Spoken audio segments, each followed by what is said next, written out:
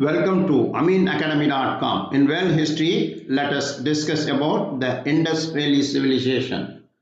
A century of archaeological work in India that begins in 1920 not only revealed a lost civilization but also massive one, surpassing in size and other major early riverine civilization of Afro-Eurasia such as ancient Egypt and Mesopotamia states.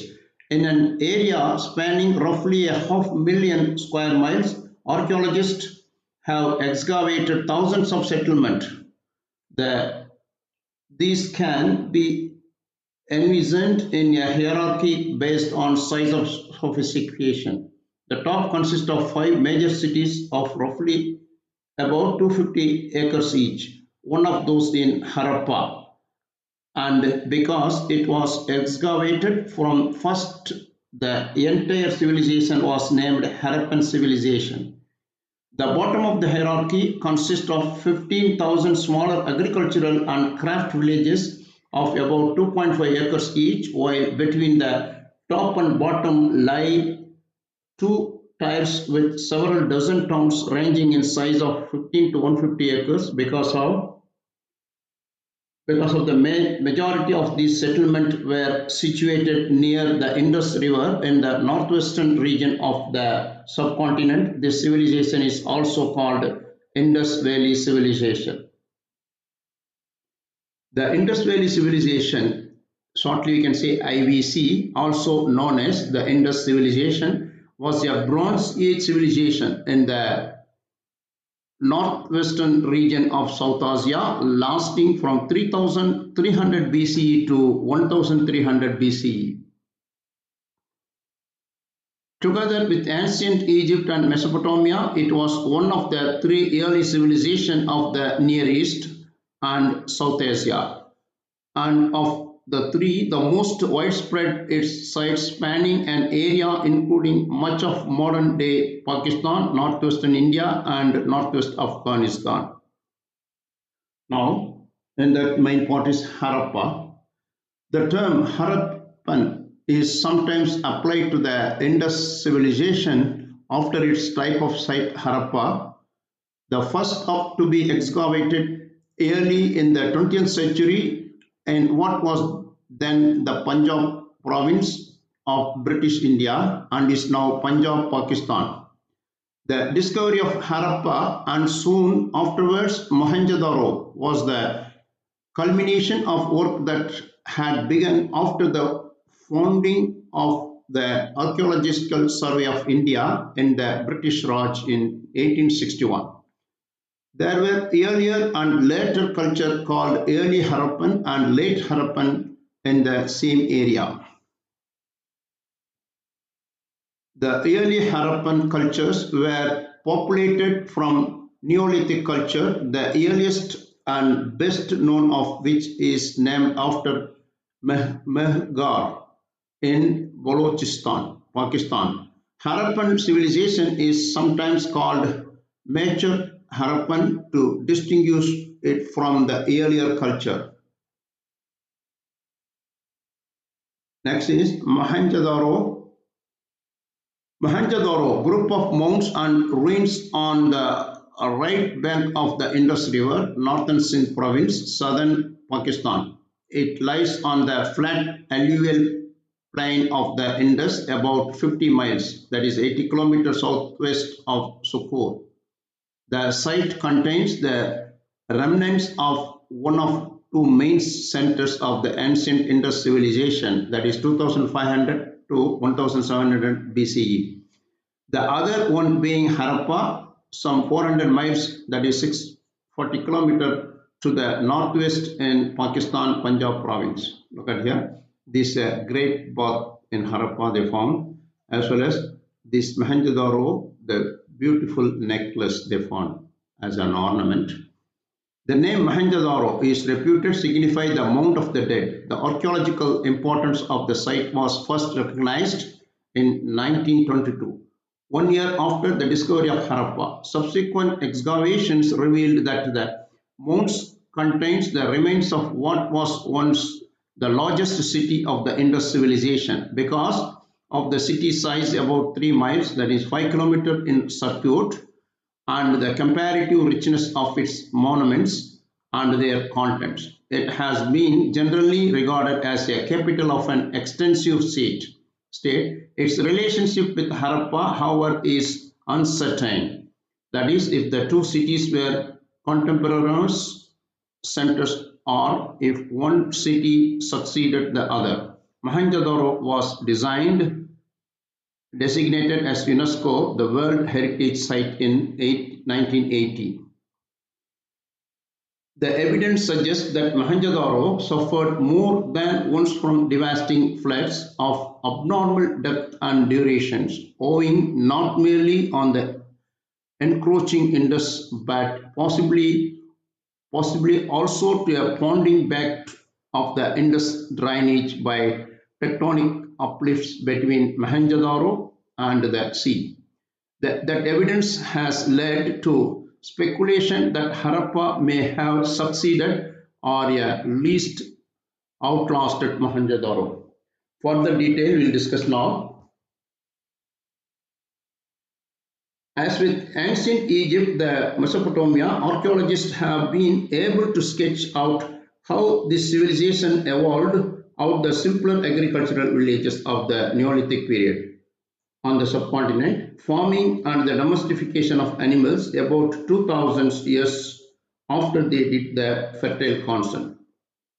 To the west of the Indus River, along the foot foothills of the Balochistan, the remains of numerous small villages have been found that date back to this time.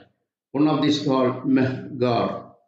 Here, villagers lived in simple mud brick structures and grew barley and wheat and raised cattle, sheep, and goats. Over the course of the next 3000 years, similar Neolithic communities sprang up not only the northwest India but also in many other locations of the subcontinent. But it was to the west of the Indus River and then throughout neighboring fertile plains and valley of the Punjab and Sindh that we see the transition of more complex urban-based civilization. Excavations throughout this region show a pattern of development whereby settlement start looking more like towns than villages.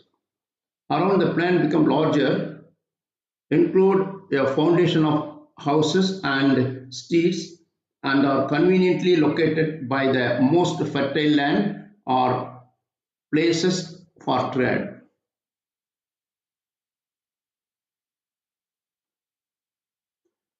The ruins of Mohenjo-daro and other Indus cities dating to this mature phase suggest a vibrant society thriving in competently planned and managed urban areas. Some of the principal purposes of this urban settlement including coordinating the distribution of local surplus resources, obtaining desired goods from more distant places, and turning raw materials into commodities for trade. Mohenjo-daro, for instance, was located along the lower reaches of the Indus.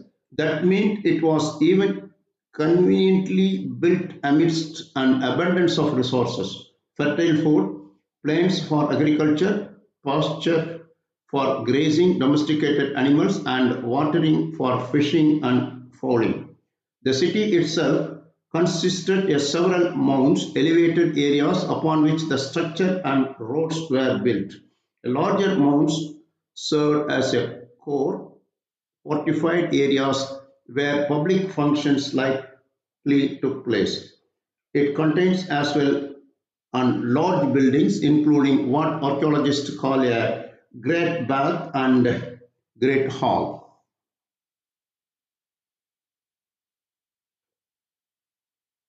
Other mounds were the location of the residential and commercial sectors of the city. Major avenues laid out on a grid created city blocks.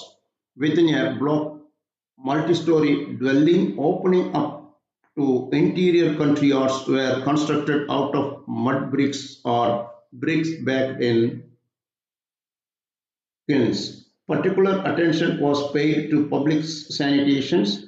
Residents not only had private wells and baths, but also toilets drained by earthenware pipes that ushered the sewage into covered drains located under the streets. Artificants tell of city life. Farmers and pastoralists brought their grain and stock to the city for trade or to place it in the warehouses managed by the authorities. Laborers dug the wells and collected trash from rectangular bins sitting beneath rubbish shuttles. Craftsmen worked copper and tin into bronze tools, fired ceramics, and manufactured jewels and beads out of gold.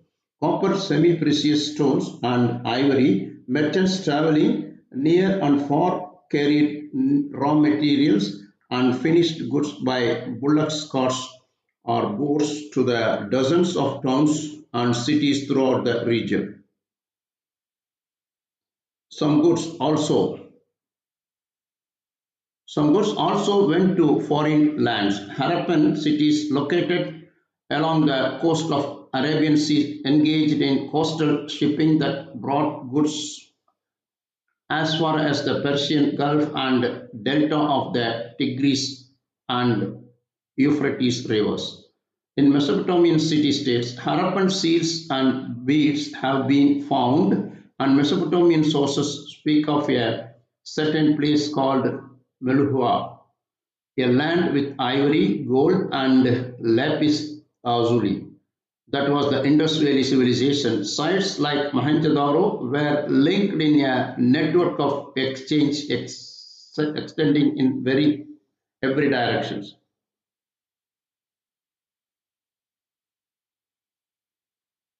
The language have failed to yield results. Thus, some historians call this civilization proto-historic, distinguishing it from both prehistoric cultures that have no writing and historic ones with written sources that we can read.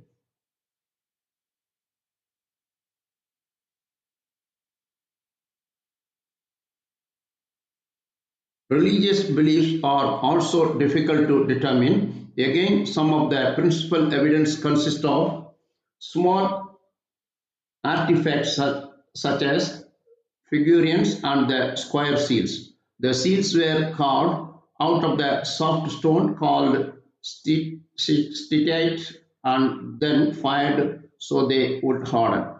They contain images of animals and humans, typically with writing above. Mostly they were used in to imprint the identity of the merchant or authorities on goods. However, some of the images they have had religious significance. For example, hundreds of unicorn seals display images of mythical animal that resembles a species of cattle. These cattle are usually placed over an object variously interpreted as trove or altar. The decline of Harappan civilization set in from 1900 BCE and was complete 200 years later. Stated simply, the town and cities and their lively trade networks faded away, and the region reverted to rural conditions. Likely causes include geologic, climatic, and environmental factors. Movement of the tectonic plates may have led to the earthquake, flooding, and shifts in the course of the Indus. Less rainfall and deforestation may have degraded the environment suitability for farming. All of these factors could have impacted the food supply. Consequently, urban areas and the civilization they supported were slowly starved out of existence. So far, we discussed about the Indus Valley Civilization, that is the earliest civilization of the world. If you have done, please subscribe our YouTube channel.